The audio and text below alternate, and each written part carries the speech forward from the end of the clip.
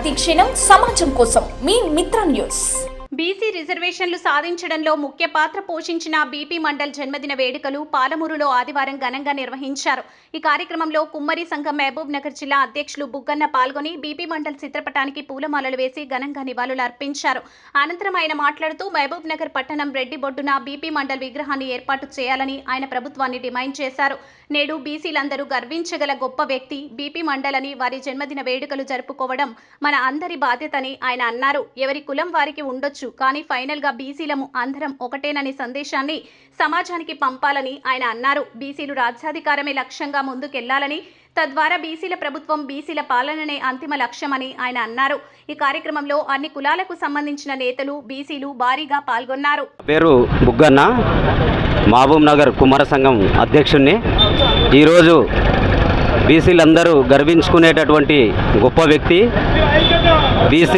బీసీల కోసం అహర్నిశలు కృషి చేసినటువంటి బీపీ మండల్ గారి 106వ జయంతి మహబూబ్ నగర్ జిల్లా కేంద్రంలో అన్ని కుల సంఘాలు బీసీలందరూ కలిపి ఘనంగా నిర్వహించుకోవడం జరిగింది.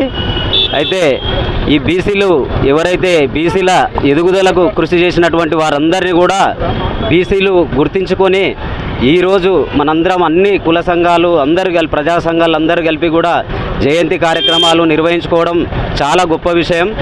ఎంతోమంది బీసీలు చేసినటువంటి వారు కనుమరుగైపోయారు. వాళ్ళని అగ్రకులాలు ఎవరైతే ఉన్నారో వారి పేరు కూడా బయటికి రాకుండా చేయడం జరిగింది. ఇప్పుడు అన్ని కుల సంఘాలు మేధావులతో కలిసి ఇలాంటి కార్యక్రమాలు నిర్వహించుకోవడం చాలా గర్వకారణంగా ఉంది. బీసీ మండల్ గారి విగ్రహం కూడా మహబూబ్ నగర్ జిల్లా కేంద్రంలో ఏర్పాటు చేస్తే బాగుంటుందని చెప్పేసి ప్రభుత్వాన్ని కోరుతా ఉన్నాం.